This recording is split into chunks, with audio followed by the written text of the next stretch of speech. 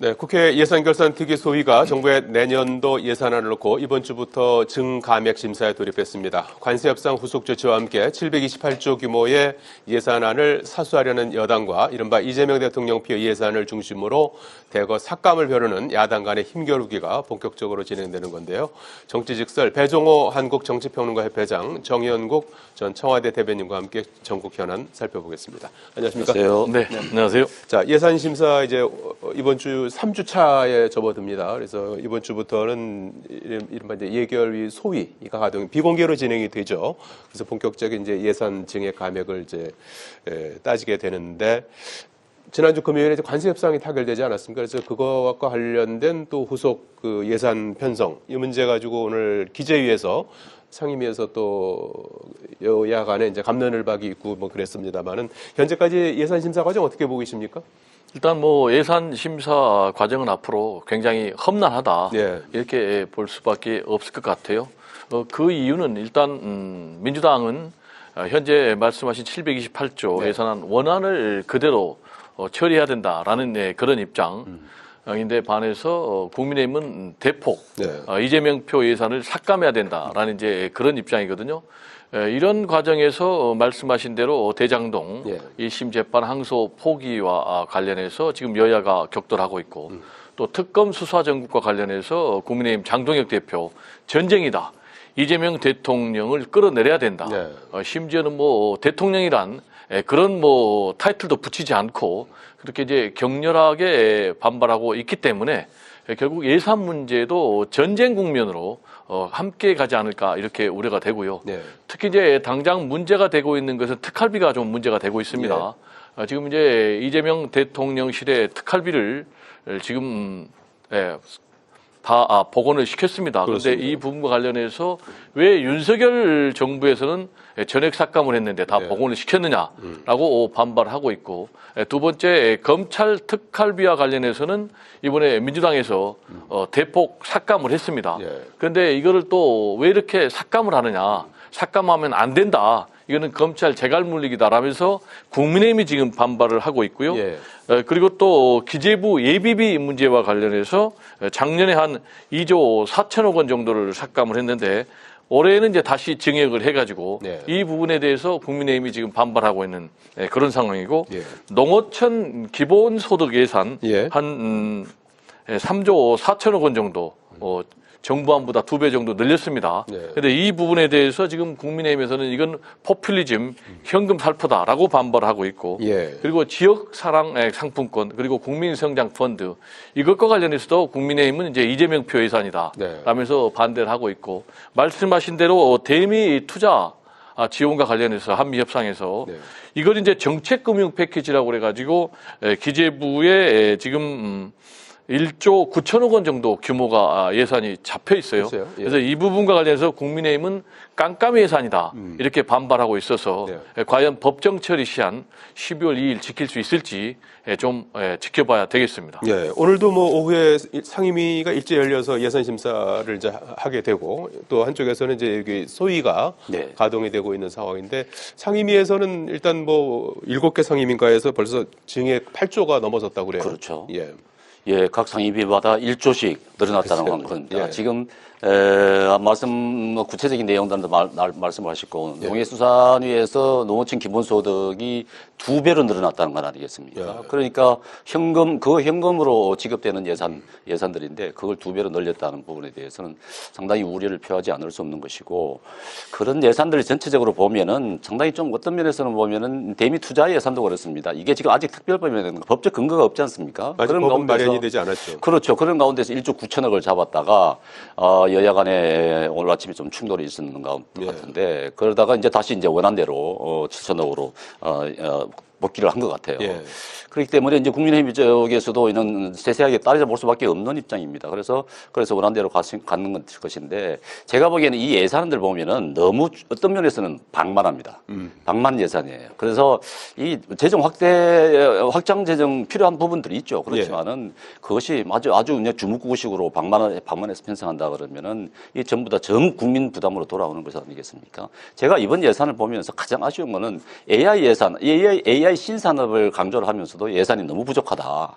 이 지역화폐 예산보다 부족하다는 것은 이미 지적됐던 부분 아니겠습니까? 그 가운데서도 또 하나는 뭐냐면은 AI 이 산업이 발달하다 보면은 청소년 우리 청년들의 일자리가 줄어드는 것입니다. 네. 일자리가 점점 줄어드는 것 아니겠습니까? 지금 청년 일자리가 지금 58% 지금 58%이나 줄었다는 거 아니겠습니까? 그런 더군다나 고학력자들 네. 예산이 저 일자리가 급속도로 줄고 있다는 얘기입니다. 그런 일자리 예산에 대한 얘기는 하나도 없어요. 이번 예산을 보면은. 예. 이 정부는 이번 예산이 아니라 이 정부에서는 지금 일자리에 대한 얘기가 하나도 없어요. 청년들의 일자리 이거 심각한 부분인데 이런 부분에 대해서 이번 예산 심사하면서 일을 하게 해서 네. 조금이라도 일을 하게 해서 임금을 지급하는 예. 그래서 일하는 보람을 얻게끔 하는 그런 형태로 좀 심사를 좀 해줬으면 좋겠다 싶습니다. 예. 예산 문제가 사실 뭐 일반 국민들 입장에서는 좀 관심이 좀 덜한 그렇죠. 이렇게 덜 가는 그런 이제 이슈이긴 한데 실제로 이 실생활과 관련해서는 굉장히 중요한 그런 내용인 만큼 예산 요 이제 최종 처리될 때까지 좀 계속해서 주목해야 될 부분 같습니다. 자, 그리고 지난주에 한미 관세 협상 관련 조인트 팩트 시트, 한미 양쪽에서 공동 설명서가 발표되지 않았습니까? 그래서 후속 조치 예산도 이제 예산 작업도 이제 그 백업을 후속 조치를 국회에서 해줘야 될 것이고 또 뭐 특별법이든 뭐 비준이 됐든 관련된 이제 후속 조치가 국회로 어떻게 보면 공이 넘어온 그런 상태 아니겠습니까? 그래서 중요한 논의 사항 중에 하나가 이제 특별법이냐 비준이냐. 이 부분 아니겠습니까? 뭐 어느 것이 옳고 뭐 그러다 이런 부분이 아니라 어떤 결론이든 내야 될 텐데 말이죠. 어떻게 될 것 같습니까?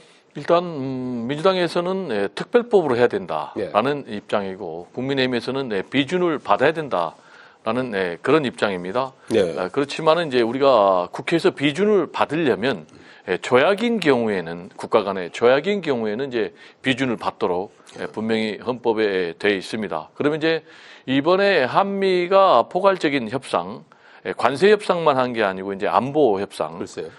이 핵 추진 잠수함 건조라든지 뭐 핵물질 이양 문제라든지 그러면 이제 이게 과연 조약이었느냐 아니었느냐가 굉장히 중요한데 분명하게 형식 논리를 보면 MOU였습니다. 예.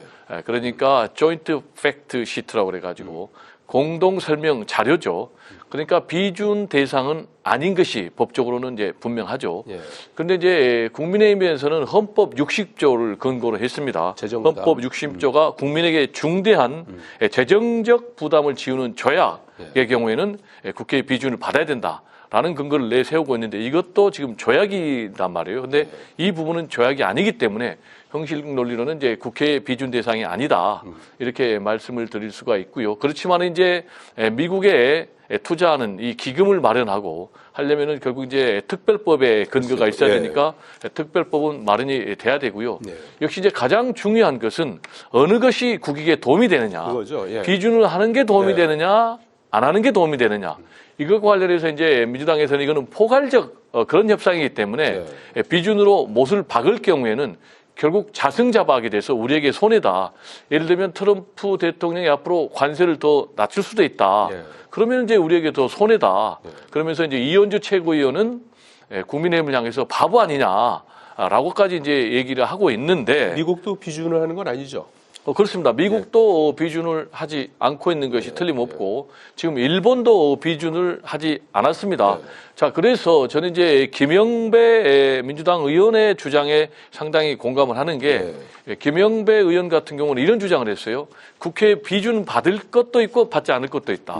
그러면 어떤 것을 비준을 받아야 되느냐? 한미 원자력 협정 이거는 이제 개정을 해야지 우리가 전홍축 뭐 방사능 물질이라든지 핵 저처리 물질을 우리가 쓸 수 있거든요. 이관 받을 수 있거든요. 그렇다면 이 부분과 관련해서는 국회 비준을 받고 관세 협상은 특별법으로 하자라고 주장을 하는데 저는 이 주장이 상당히 좀 타당한 주장이 아닌가 개인적으로 그렇게 생각합니다. 예. 정 대변인 어떻게 보세요? 뭐 비준할 부분은 비준도 하고 특별법으로 할 건 특별법으로 하자. 뭐 이런 그런 방법도 있겠죠. 있는데 그러니까 어느 분이 어떻게 하는 것이 말씀하신 대로 국익에 도움이 되느냐 한 부분에 대해서 논의를 해야 되는 것 아니겠습니까? 그러니까 야당과도 논의를 해야 되는 것입니다. 근데 지금 이게 야당을 빼고 정부하고 민주당만 지금 주도하고 있는 것 아니겠습니까? 그래서 지금 국민의힘 입장에서도 반발을 하고 있는 것이고 국민들도 그렇습니다. 이거 지금 내용은 뭐 일부 기자회견을 통해서 발표가 됐습니다만은 세세한 내용들은 없단 말이죠. 물론 뭐 그게 뭐 전략인지는 모르겠습니다만은 그렇지만 이미 발표된 것이고 국민들도 세세하게 알아야 돼요. 그러니까 이 3,500달러를 어떻게 준비를 할 것이며 어떻게 마련을 할 것인지를 국민들 알아야 될 것 아니겠습니까? 네. 그런데 그런 부분에 대해서 국민의힘하고도 공유가 돼야 될 거 아니겠어요? 지금 지난번에 이재명 대통령은 지난 9월 달에 협상이 한참 할 때 뭐라고 그랬습니까? 이게 3,500달러를 현금으로 지급하면은 이거 통화스와프 없다 그러면은 IMF 올 줄도 모른다. 이렇게 얘기를 했어요. 통화스와프 없었습니다. 통화스와프 이번에 확보하지 못했잖아요. 그런데다가 또 뭐라고 그랬습니까? 이거 미국이 요구하는 대로 했으면 나뭐 타격 당할지도 모른다. 이 정도까지 얘기했단 말이에요. 그래서 근데 뭐 그 당시가 200억 달러로 그렇죠. 이제 200억 달러로 이제 분산해서 이제 네. 투자하는 것으로 돼 있잖아요. 네. 근데 그렇지만 2천억 달러는 다 투자하는 거잖아요.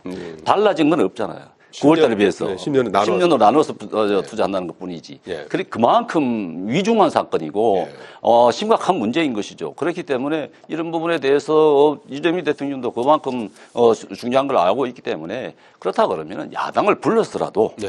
야당 지도부를 불러서라도 논의를 하면서 이렇게 했다 하고 설명을 해주는 것이 그게 맞는 거 아니겠습니까? 이게 국민 1인당 1,000만 원의 부담이 가는 것입니다. 네.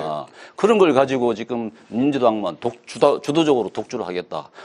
정부가 그냥 끌고 가는 대로 따라오라. 이렇게 하는 거는 바람직하지 않다. 저는 이거 국회에서 명확하게 세세하게 보고를 하고 네. 국민 동의를 얻는 것이 맞다고 봅니다. 예, 여야 간에 좀 더 대화가 필요하다. 대통령도 이제 포함해서 네. 좀 더 대화가 좀 필요하다 이런 주문을 좀 대화는 주셨는데. 이제 필요하고요. 예.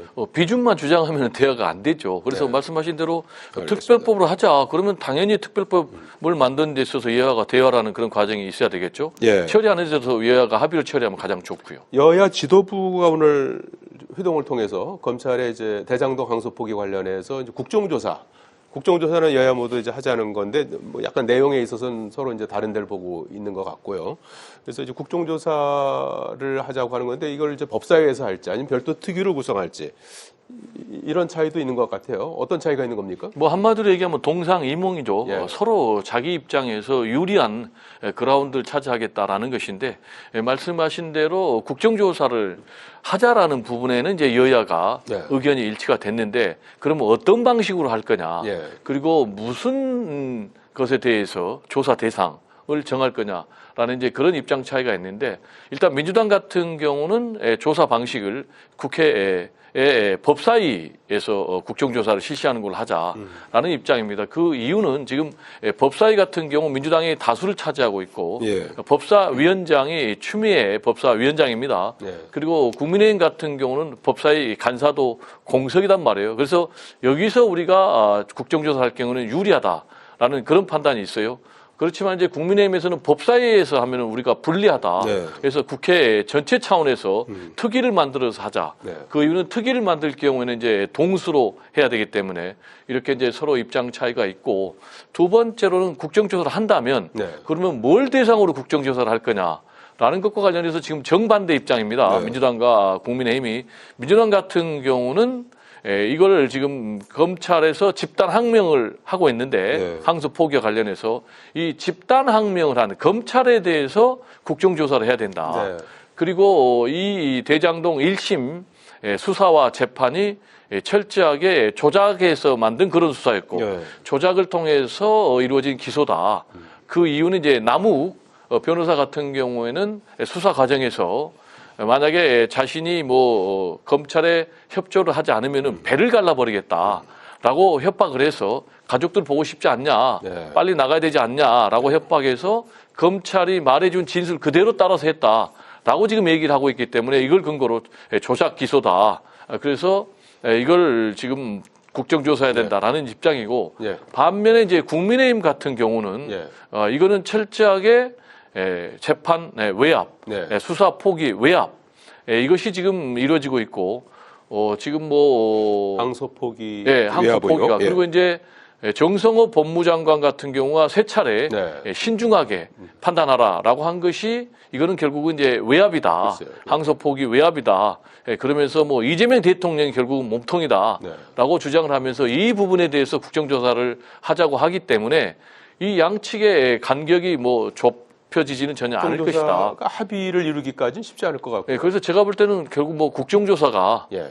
현실화되기가 좀 어렵지 않나. 민주당만의 단독 그 국정조사 가능성은 어떻게 보세요? 뭐 민주당만의 단독 국정조사를 할 경우에는 그것도 상당히 좀 정치적으로 부담이 될 것이기 예. 때문에 저는 뭐 이렇게 여야가 서로 뭐 갑론을박 예. 하는 상황이 상당히 좀 지루하게 계속되지 않을까 예. 이렇게 생각이 됩니다. 예. 형식이나 뭐 조사할 내용 등등에서 뭐 너무 차이가 커갖고서 예. 국정조사가 될까요? 어떻게 서로 예상하십니까? 바라보는 예. 지점이 전혀 다르죠. 네. 그렇기 때문에 사실상 쉽지 않아 보이는데 이거는 제가 보기에는 국정조사 해야 됩니다. 해야 되는데 예. 법사위에서 민주당이 법사위에서 뭐 국정조사 하자고 하잖아요. 우리 법사위 봐왔지 않습니까? 법사위에서 회의 제대로 된 적이 있습니까? 네. 지금까지 단 한 번도 된 적이 없어요. 그냥 소란만 떨다 서로 고함만 치다가 끝났습니다. 그게 무슨 국정조사가 되겠습니까? 국정조사 한다 그러면은 정인들은 그러면은 민주당이 원하는 정인들만 갖다 불러내놓고 할 것 아니겠습니까? 네. 법사위에서 국정조사 하는 것은 그거는 하지 말자는 것이고 뭐 김병기 원내대표 처음부터 국정조사 하자고 했지 않습니까? 네. 그런데 불구하고 지금 그렇게 뭐 소극적으로 지금 이제 입장 변화를 보이는 것 같은데 여야 합의에 국정조사 특별위원회를 구성을 해야 됩니다.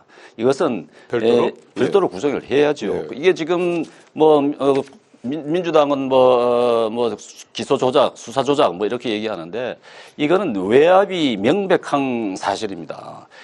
검찰에서 항소를 하겠다고 하시는데 항소를 하겠다는 것인데 그 수사 지휘권도 발동하지 않으면서 네. 외압을 넣은 건 사실이잖아요. 이거는 최상병 특검하고 똑같은 겁니다. 예. 국정조사 끝나고 난 다음에는 특검을 해야 된다고 저는 생각합니다. 네.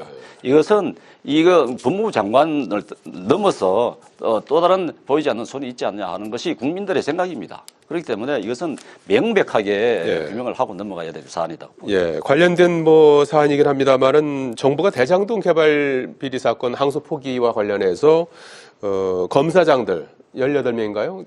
어떤 성명 입장문을 내지 않았습니까? 그래서 이분들을 이제 평검사로 보직 이동시키는 인사를 검토 중인 것으로 알려졌는데 정성호 장관은 이제 법무부 검찰 안정이 최우선이다. 신중한 태도를 보였어요. 그래서 이게 이제 어떻게 될지 싶고, 그다음에 민주당이 앞서서 검사 파면 법안을 발의하게 됐는데 이번 사태는 어떻게 좀 풀어야 된다고 보십니까? 일단 뭐 가장 중요한 것은 굉장히 이례적인 일이 검찰에서 일어났어요.